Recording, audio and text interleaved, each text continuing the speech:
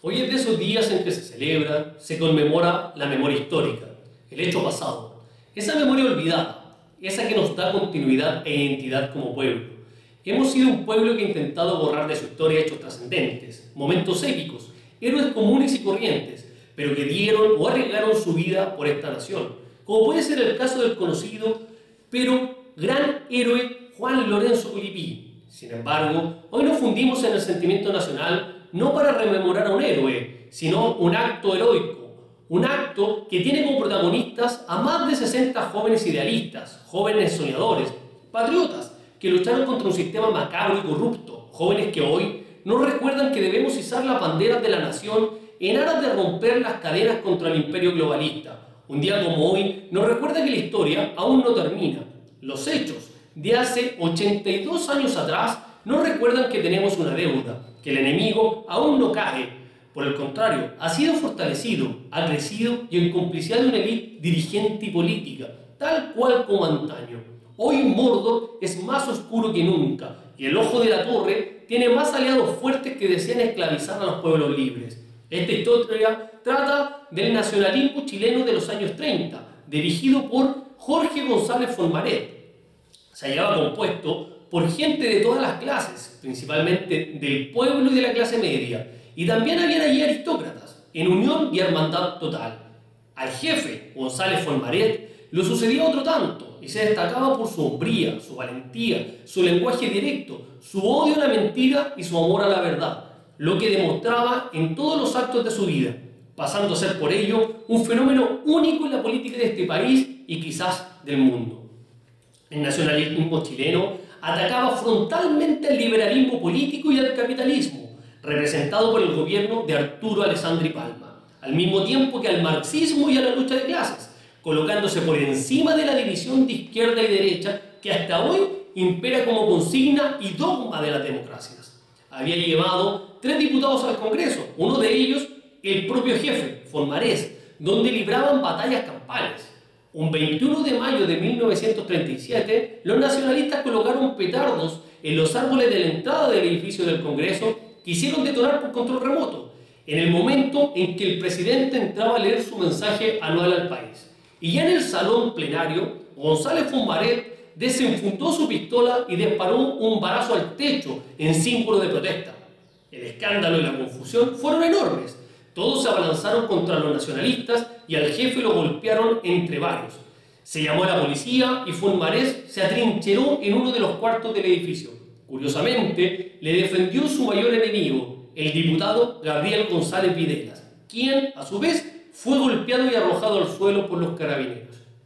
Aún no llegaba al poder el Frente Popular y se preparaban las elecciones presidenciales de 1938, con un candidato del Frente, el radical Pedro Aguirre Cerda, y otro del oficialismo, Gustavo Ros Santamaría, ministro de Hacienda de Alessandri y especulador en las bolsas internacionales, habiendo residido casi siempre en París.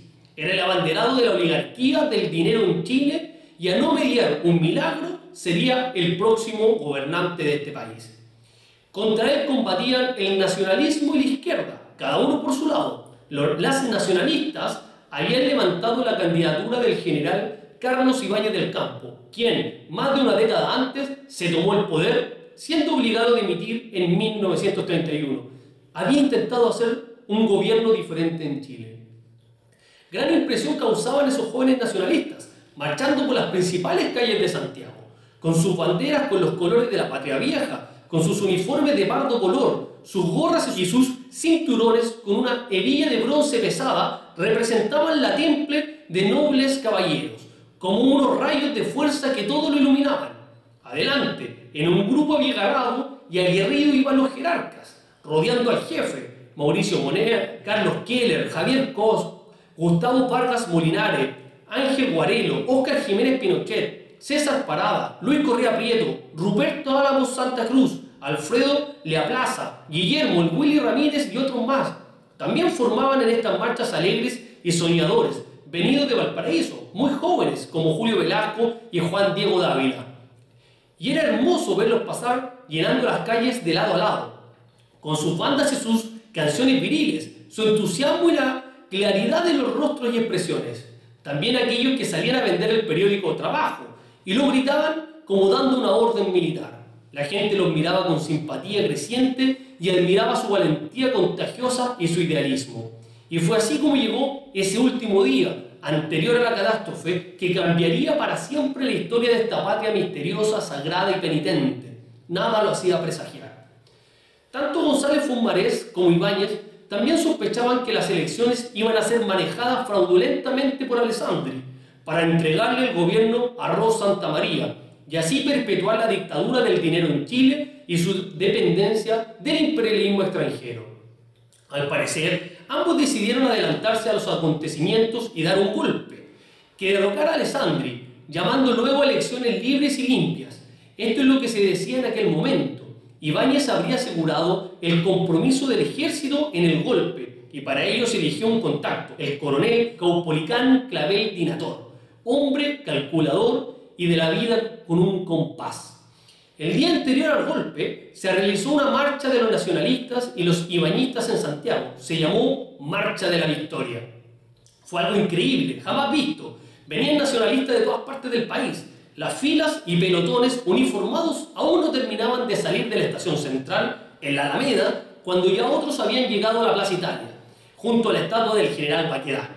Las escuadras traían cada una sus bandas de guerra. También desfilaban a caballo los militantes llegados del sur. Las canciones marciales llenaban el aire diáfano de ese Santiago antiguo de 1938. Sobre una plataforma, el jefe, González Fumbarés, con el brazo y el espíritu en alto y uniformado, miraba impasible con el rostro severo pasar a sus jóvenes heroicos. Ibáñez, en cambio, inescrutable y seguramente con temor por lo que estaba viendo. Prefería que nada de lo preparado sucediera y que las cosas quedaran tal como estaban dentro del sistema al que él pertenecía por adherencia y filiación. Instintivamente, esto no le gustaba. Esa juventud totalmente nueva en Chile y en el mundo. Mejor sería no alterar el destino y atrasado por los pseudos padres de la patria, por el oscuro peso de la noche y de los siglos. ¿Qué llevó a González Fumbarés a precipitar el golpe y lanzarse en la aventura de ese 5 de septiembre de 1938? Todas las preguntas que nos podemos hacer sobre esos oscuros hechos, tal vez solo comprensibles desde el eterno retorno, habría dicho don Miguel Serrano. Ibáñez vacilaba. Tal vez nunca existió acuerdos con los militares, según lo había señalado. El hombre de enlace, Caupolicán Clavel Dinator, no había llegado a nada, o bien engañó a todos. Carlos Keller, el segundo hombre en la dirección del nacionalismo chileno, era el intelectual de peso en el movimiento, culto y con una mente disciplinada. Sin embargo, y por fortuna, quizás, Carlos Keller fue dejado de lado en la decisión de la trágica sonada. Jorge González había leído poco y su cultura llegaba hasta Spengler, al que aproximaba a Maquiavelo en su positivismo, su pesimismo racionalista, su realismo político prusiano y la voluntad de poder. Cabría preguntarse si acaso Jorge González no habría tenido acaso en cuenta la historia reciente de los movimientos nacionalistas en otros países, en su relación con los ejércitos de corte liberal e institucional, donde siempre les fue mal, siendo destruidos. El caso ya referido de la Falange Española, donde Franco fue el responsable del fusilamiento de José Antonio Primo de Rivera, el integralismo de Plinio Salgado en Brasil, liquidado por el general Getúlio Vargas, y otros más. También en Chile, posteriormente se liquidó todo el resto de nacionalismo, sirviendo al capitalismo internacional, legalizando la usura en Chile y fortaleciendo el imperialismo y su centro oculto y secreto. Jamás en el mundo ha resultado un golpe militar sin que haya sido probado secretamente respaldado por el poder oculto y mundial. Chile no iba a ser la excepción. En 1938, menos aún si era realizado por los nacionalistas. Teniendo en cuenta esto, más la experiencia traumática de Ibáñez del año 1931, cuando fue derrocado, el golpe nacionalista del 5 de septiembre de 1938 fue una locura total, una trampa diabólica a la que fueron precipitados como por hipnosis. Y estremece llegar a descubrir algo así como un arquetipo recurrente en el suceso terrible y en la forma extremadamente cruel en el que se lleva a cabo, como si el cumplimiento de un sacrificio ritual en honor a un dios monstruoso y sediento de sangre. Ya lo hemos dicho, Chile no podía quedar al margen. Aquí se repite todo como un espejo cóncavo, agrandándose, deformándose. El nacionalismo chileno no podía estar al margen de la historia. Así como ocurrió en otro momento y otro lugar, si no se hubiese aniquilado esa juventud, tal vez no se habría producido la Segunda Guerra Mundial, calculada en los siglos y necesaria para avanzar un paso de gigante en la implementación de la esclavitud planetaria total. Y lo mismo en Chile, con la destrucción de lo mejor de una generación de idealistas puros, que solo aspiraban a dar la vida por su patria cuando llegara la ocasión. Solo que la ocasión fue equivocada y fue una trampa. El lunes 5 de septiembre de 1938 era claro y transparente, como lo eran en esos años los días de Santiago. Sucede siempre con los grandes dramas, ya sean de los hombres o de la naturaleza. Nada lo anuncia en la superficie, más bien los velan, los tapan, los ocultan. A las 12:45, poco después del mediodía, los nacionalistas se tomaron el edificio de la Caja del Seguro Obrero, hoy Ministerio de Justicia, en la calle Moneda, esquina de Morandé, frente a la Intendencia y a tiro de pistola de la Moneda, sede de los presidentes de Chile. El Seguro Obrero era una suerte de torre gris de cemento, con una escala estrecha que hace imposible avanzar hacia los últimos pisos si alguien se atrinchera ahí. Y así fue. Los carabineros no pudieron subir más allá del cuarto piso, siendo repelidos desde el quinto y el sexto. Simultáneamente, otro grupo de nacionalistas se apoderó de la Universidad de Chile. El comandante en jefe del ejército era el general Óscar Novoa y el de carabineros el general Humberto Arriagada. Se reunieron de inmediato con el presidente, Arturo Alessandri Palma, mientras el general Bari se encargaba de dirigir las acciones del ejército. Es así que a las 14:30 horas el regimiento Tacna entró en acción, rodeando los edificios y disparando una pieza de artillería contra el portón de entrada de la Universidad de Chile, el que se derrumbó. La tropa entró y terminó con la resistencia del grupo de jóvenes y los tomó prisioneros. Hubo heridos y sangre. Los carabineros se hicieron cargo de ellos.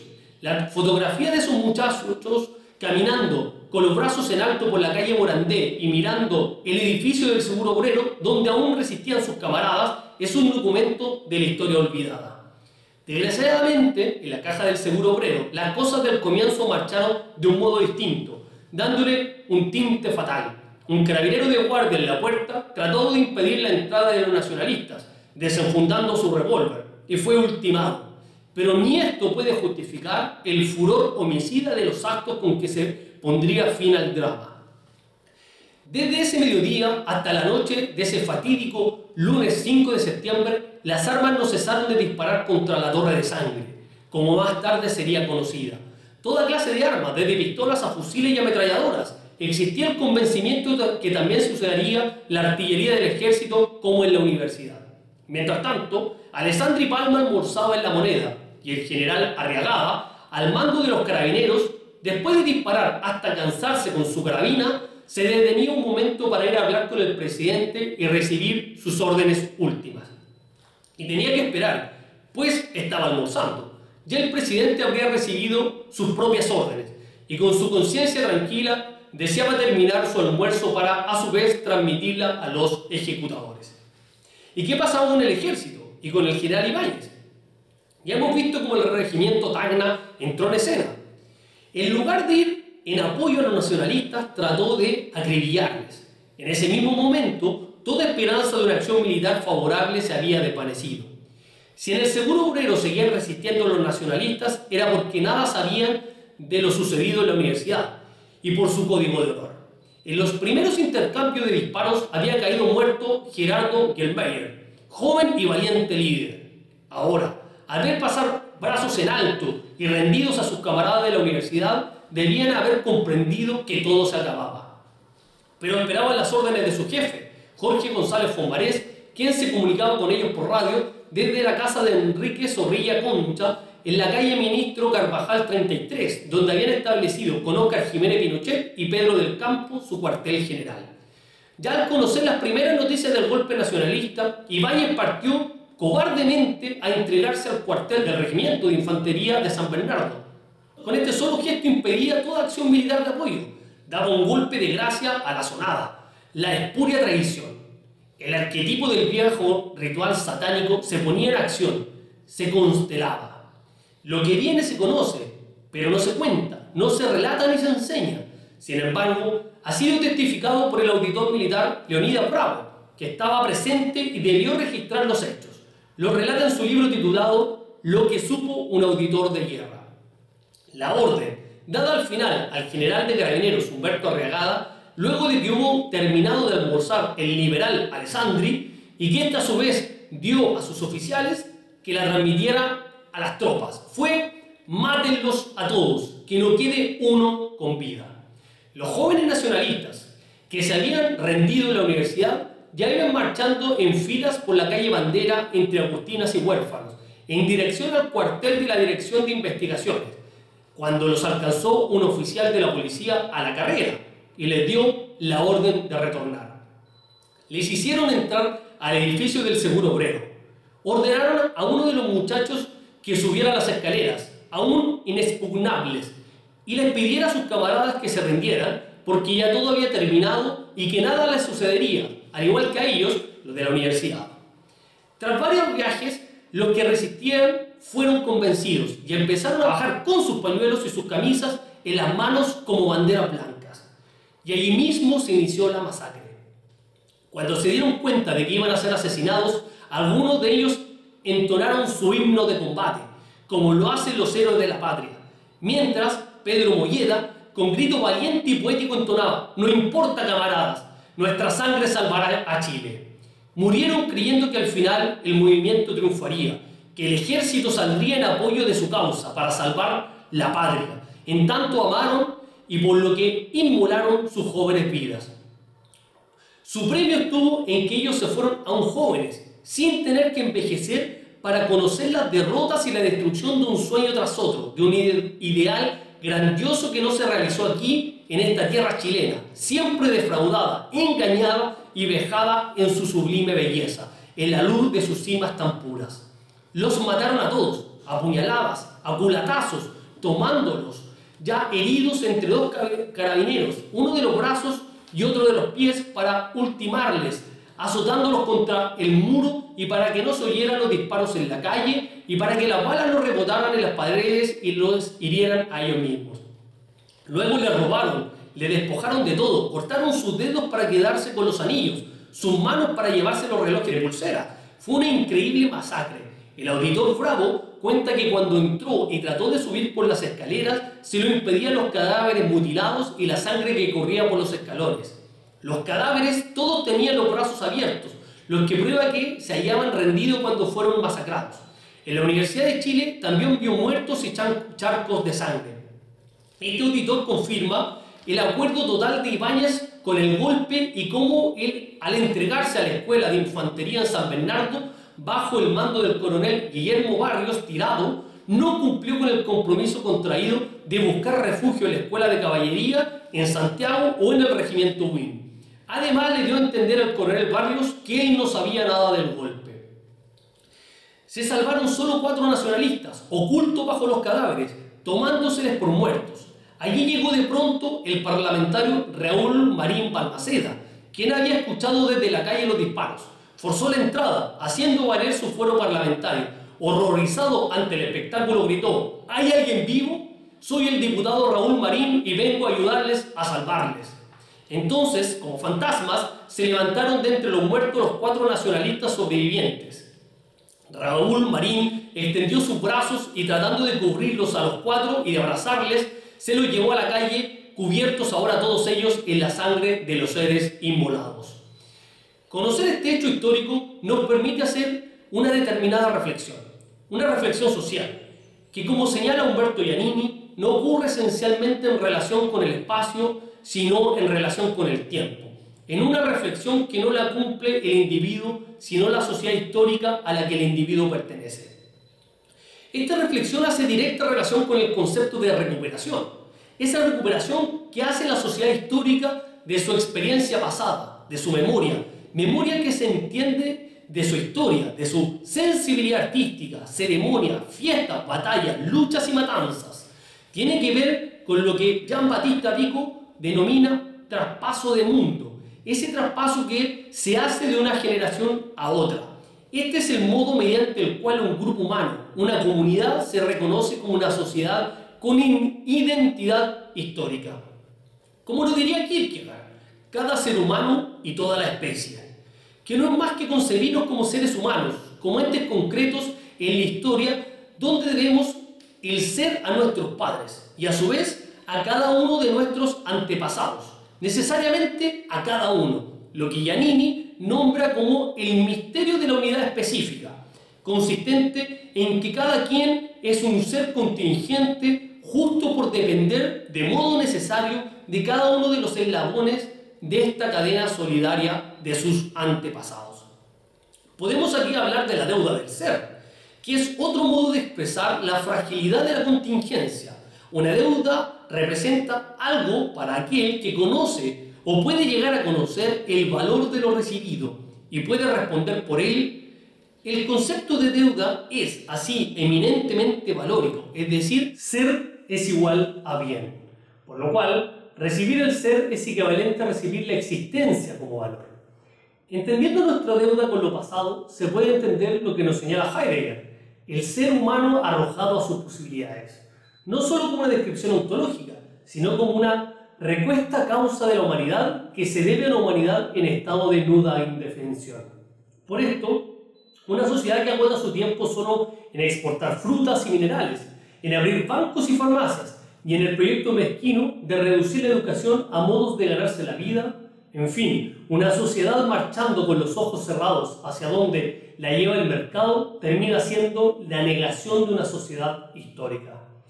Así como en sociedades degradadas por la mala calidad de vida, por exclusiones permanentes y diferencias insalvables creadas por tales exclusiones, la deuda puramente biológica de ser pierde toda significación positiva y el cobro de la otra deuda, la de la humanidad de vida, se expresa en el desapego social y en formas incomprensibles de violencia. Kant nos recuerda: si yo ahora me levanto con absoluta libertad en mi silla y sin la influencia necesariamente determinante de las cosas naturales, en este suceso, junto con todas las consecuencias naturales hasta el infinito, empieza absolutamente una nueva serie. Es momento de reflexionar sobre la nueva serie de sucesos en relación a nuestra herencia anterior. Los jóvenes héroes de la matanza del seguro obrero nos recuerdan quién es el enemigo. Nos recuerdan que hoy más que nunca la derecha y la izquierda están unidas contra la nación. Hoy el liberalismo convertido en un poder global, en un gobierno mundializado, ataca nuestra soberanía identitaria. Nuestros jóvenes nacionalistas, de los cuales somos herederos, nos gritan desde lo profundo que hay límites que no se deben cruzar, ni alianzas que no se deben transar ante lo contingente del mundo y lo que pueda estar ocurriendo en nuestro país. El enemigo de la identidad de los pueblos es el liberalismo capitalista y el internacionalismo comunista. El deber del nuevo populismo nacional es forjar el nuevo ser, recordando la herencia histórica. De dónde venimos, sabremos quiénes somos. Los hermanos de antaño son los enemigos de hoy. Mientras no olvidemos la deuda del ser, podremos construir la identidad del presente para forjar un futuro. El acto heroico es parte de nuestra esencia. El héroe es nuestro ejemplo. La virtud y el Estado-nación, nuestro norte. Mercaderes, librecampistas y luchas de clases son nuestra oposición. Y esto nos sirve también para ponernos en contexto histórico. Recordemos lo que nos decía Vittorio Di Girolamo, citado en el libro Tierra y Pueblo de Carlos Videla. Nos va a decir lo siguiente para entender determinados procesos históricos. Desde el día 11 de septiembre hasta la fecha, hemos asistido a un sinfín de manifestaciones públicas y privadas en contra del Estado, fundadas todas ellas en el rechazo categórico al comunismo. En cada una de estas manifestaciones se ha afirmado que la tendencia del poder político y económico a concentrarse en la cúspide del Estado es típicamente comunista, con lo cual se pretende identificar al Estado moderno con el comunismo, reservando a su perfecto contrario la democracia liberal, el derecho a titularse la única alternativa no comunista. Esta ecuación banal suele ser formulada por una pseudo-élite entre economicista y moralista que en nuestros días parece haber asumido virtudes mesiánicas. Su evangelio es el siguiente: todos los problemas, los de orden económico, siempre lo económico va primero, como si fuese la génesis de cualquier realidad humana y social. Los de orden político y de orden cultural serían causados por el hecho de que sus soluciones han sido confiadas a grupos humanos impersonales y apáticos. ¿Es acaso verdad que el Estado moderno, por su intrínseca naturaleza, es aquella pirámide impersonal, burocrática e inoperante que el pensamiento democrático liberal se ha encargado de descubrir? ¿Es acaso verdad que en la cúspide del Estado moderno se establece siempre una autoridad que es omnipotente y hermética a la vez? Para los nacionalistas no nos será difícil indicar innumerables ejemplos de otras pirámides, ciertamente no estatales y aún menos comunistas. Eso nos dice un nacionalista por lo menos 40, 50 años atrás, y es increíble la manera que tiene de hacernos ver el presente. La solución al comunismo internacionalista no es la democracia liberal. Hoy más que nunca el nacionalismo como tercera vía, como tercera posición, es el deber que debemos, todo patriota, todo chileno que ama su Estado-nación debe seguir. Y por eso es que no debemos caer en los mismos errores. Más allá del liberalismo de derecha y el liberalismo de izquierda, más allá de un modelo neoliberal, está la defensa de la identidad, la defensa del Estado-nación, el espíritu nacional, la libertad y soberanía de nuestro pueblo. Tal como nos dice Martin Heidegger, la verdad de la diferencia de ser es el fundamento de la historia. De tal modo que la diferencia de ser se aclara y despeja, permitiendo que el ámbito clareado pueda llegar a fundamentar. Y así es como se llega a la salvaguarda de lo ente en el Seraí, por cuanto que este es el fundamento de la tarea de fundamentación que tiene asignada el hombre. Nacionalistas chilenos, hoy celebramos a los héroes de la matanza del seguro obrero. Seamos dignos herederos. Muy buenos días.